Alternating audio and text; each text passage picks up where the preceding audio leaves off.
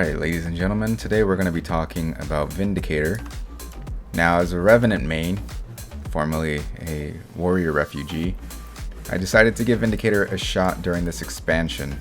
And I'm actually very surprised at some of the builds that are out there, the ones that I like. So I'm going to give you the build, show you some clips and highlights of how the build is used, and just an overall picture of what it looks like to get you playing Vindicator at the best way possible, and also giving you the best chance of getting into Platinum. Before I get into all of that, I would like, if you like this content, if you like gaming, Guild Wars 2, or any sort of PvP content, please consider subscribing to the channel. Also like this video if you find it helpful, so other people can see it as well. So we're going to start by getting right into the equipment.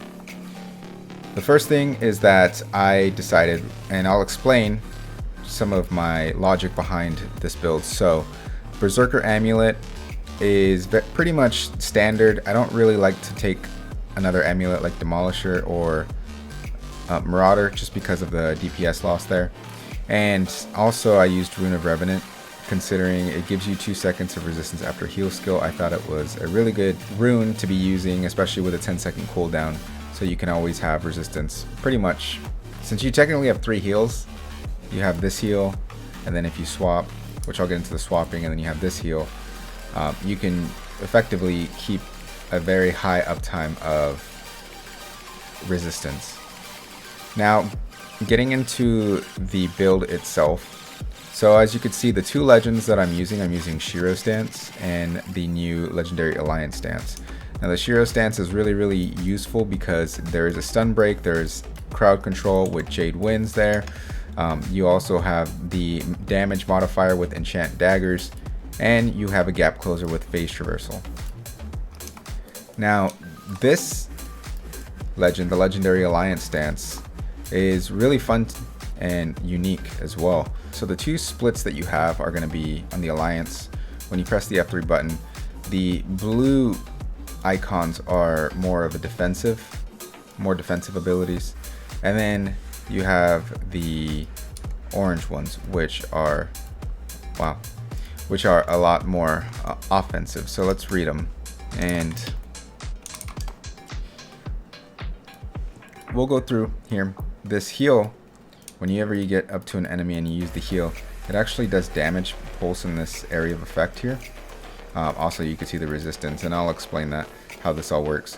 Scavenger Burst is a really useful AoE skill that you can place outwards, and if you put yourself, so let's just say you hit your enemy with it, they get burn damage, they get a little bit of damage, but it also gives you some boons such as quickness and fury, and the fury as well will give you might because of trait lines, which I'll explain later. You also have this Nomad's Advance, which is elite finisher, gap closer. Reaver's Rage, which breaks stuns and also gives you stability for each opponent that is struck, and also dazes your opponent. So I would use this mainly when I'm looking to stop an opponent from healing or rezzing or doing any sort of massive burst damage to me. Now the elite skill here, Spear of Archmorris. In this build I don't really use it, but I could see it being very useful in PvE.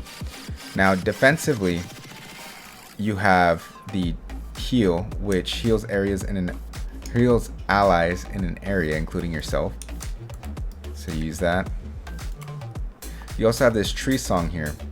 This grants regeneration and cleanses conditions from allies in targeted area. So you have to be targeted in this. You drop it there. It does give you some regeneration as well. He gives endurance per ally, also removes 5 conditions, and gives you endurance, 2 endurance per condition removed. So this is a really useful skill. Now it is only 20 energy. I can definitely see this getting nerfed in the future, but that's for another video. Evade backwards. Now this is an evade. It is not a stun, or it's not a stun break, but it is an evade. So that way, if you want to just avoid using a stun break, then like this right here, which is 35 energy, this is going to save you 15 energy to use elsewhere. Now Awakening, this also breaks stuns and grants protection as well as stability. And Urn of Saint Victor. This one gives you healing and also increases your movement speed and reduces incoming damage and condition damage, as well as gives you a damage boost. So when you have it equipped, you just it's very useful to have for cleaving action, pretty much, if you don't want to get into the line of fire. F2 is energy melt. So as you see here, there's only one endurance bar for this Vindicator class. Vindicator does have a leap that goes up into the air, and if you were to use F2, it does give you the regeneration and also pretty much fills up your entire bar again. Then with Shiro, as I mentioned, same thing. Now Great Sword is the one weapon that we use, as well as Sword. Great Sword has some really useful and cool abilities. The auto attacks you see here are just going to stack vulnerability and also give chill on the final strike. The second skill here, Mist Unleash, gives, I believe, 5 stacks of vulnerability there. And then this Phantom Onslaught is a gap closer as well as a chill, so it prevents your enemies from being able to run away until they cleanse. You also have a block here. Now what's cool about this block is that for, I believe, you can get 5 stacks, so 5 hits that are blocked with this are going to give you massive amounts of damage multipliers there. We have Eternity's Requiem. This is probably my favorite skill, and if you saw my shorts video, then you would see that this skill can pretty much do massive amounts of damage in one-shot classes if they're not paying attention or they don't have any sort of stun break, dodge roll, etc. Now let's go into the traits themselves. So as I mentioned, we're running Berserker Amulet and Rune of the Revenant. The reason why is because there is a lot, you're using your heals a lot on this build versus like a standard hero build. And if you want to optimize the heal that you use, it's probably best to stack on different abilities that give your healing a lot more value. So we'll go with the first trait line, Invocation. You're going to start with just the 3 traits here are going to give you Fury and also going to give you a damage multiplier. Glaring Resolve, every time you break a stun, you gain 1 stack of stability for 2 seconds, and also it heals you whenever you break a stun. Just increases your survivability.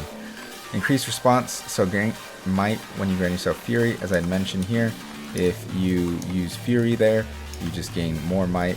So the more Fury you give yourself, the more Might you get. There is no, I believe there's no internal cooldown, but I could be wrong. Song of the Mist. Now I like this skill because of the legend swapping. You do get the quickness uptime, but also if you want something a little bit for more energy, especially if you're new to Revenant and you find yourself using a lot of energy, Charge Mist is also a good replacement for that. Retribution is going to give you endurance recovery, which is going to be really helpful for your dodging. Dome of the Mist, which gives you a dome right here whenever you use a heal. So I use this heal after the channel of the heal, you're going to gain a dome, and this dome actually pulses weakness. So if your enemy is close combat, they're fighting you in melee range, then you're going to have less damage being attacked to you because it gives them pretty much glancing blows and also reduces their endurance. You also gain Vigor when you successfully evade attack. So there's a few evades that you have, right? You have the Sword 3 from Revenant that can evade. You also have your dodge rolls there, and then you have this, which is an evade as well as this, which is an evade. So it's really helpful when you need this. It pretty much can give you permanent Vigor uptime.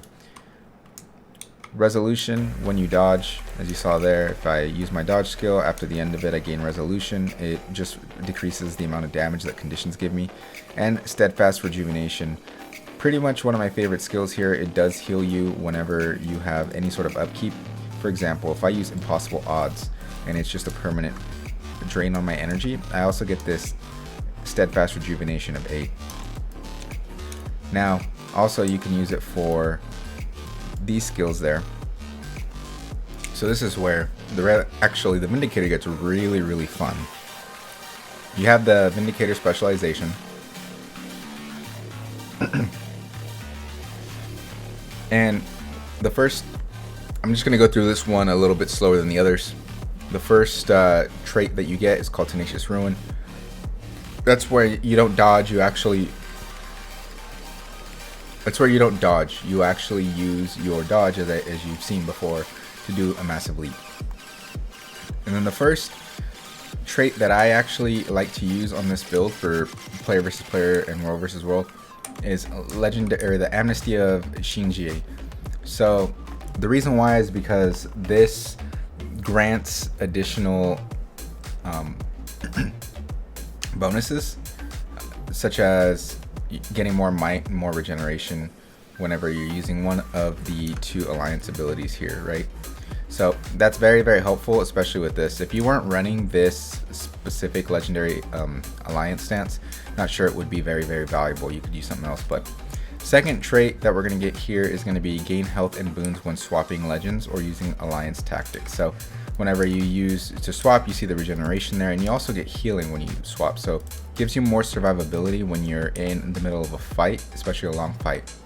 Grant vigor to yourself and nearby allies after dodging, and it has an increased effect on you. So this pairs very well with this right here, Unwavering Avoidance and Song of Bodom. You'll be able to like double stack the amount of vigor that you get there, and it also gives you 75% regeneration instead of 50. So